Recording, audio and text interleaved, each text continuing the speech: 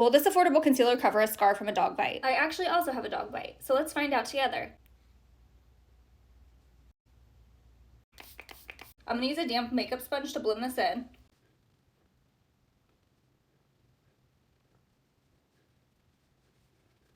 A little bit of this goes a really long way. See, the coverage is really good, but the color right now is a little bit too light for my skin, so I'm gonna take a little bit of powder that's more closer to my skin tone.